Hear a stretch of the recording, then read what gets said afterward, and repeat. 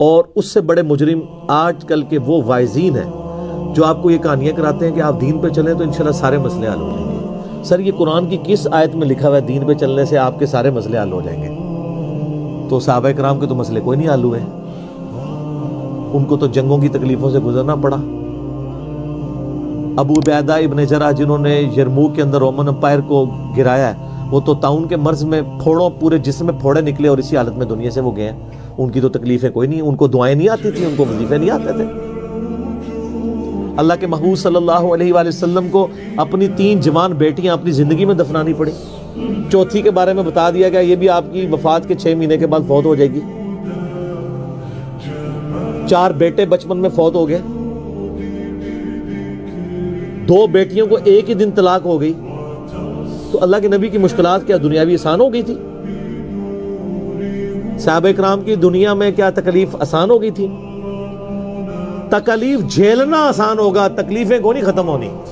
ایک کنو کاٹ لو گال، وہ آسان اس لیے ہو جائے گا ان اللہ مع الصابرین، اللہ آپ کو صبر کی توفیق دے دے، بس تکلیفیں دور کوئی نہیں ہونی۔ یہ آپ کو کہانیاں کرا رہے ہیں لوگ، پھر لوگ جہاں رابطہ کرتے ہیں وہ جی جناب جب سے دین پہ چلے ہیں کاروبار خراب ہو گیا، تو ہمیں تو بتایا گیا تھا کاروبار چمکے گا، کہانی کرائی گئی تھی۔ ایسا تو نہیں ہوگا، مشکلات آئیں گی۔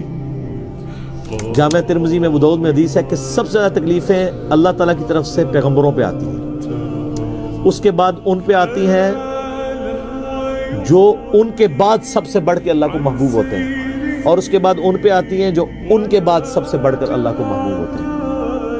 حتیٰ کہ انسان پہ تکلیفیں آتی رہتی ہیں اور اس کے بدلے اللہ اس کے گناہ معاف کرتا رہتا ہے، اور جب وہ دنیا سے اٹھایا جاتا ہے تو پاک و صاف اٹھایا جاتا ہے۔ سر پھر آپ دیکھ لیں گے، اسی لیے المستدرک الحاکم میں جب سیدنا ابو ذر غفاری رضی اللہ تعالیٰ عنہ کا چیپٹر بند ہے نا امام حاکم نے، تو پہلی حدیث یہی لے کے آئے ہیں جو میں نے بیان کی ہے کہ سب سے زیادہ تکلیفیں کس پہ آتی ہیں؟ انبیاء پہ، اس کے بعد ان کے اوپر آتی ہیں جو انبیاء کے بعد وہ یہ بتانا چاہ رہے تھے کہ ابو ذر غفاری کی پوری زندگی غموں سے عبارت ہے، تو کوئی یہ نہ سمجھے کہ ان پہ غم کیوں ہے، تو وہ اس لیے کہ یہ انبیاء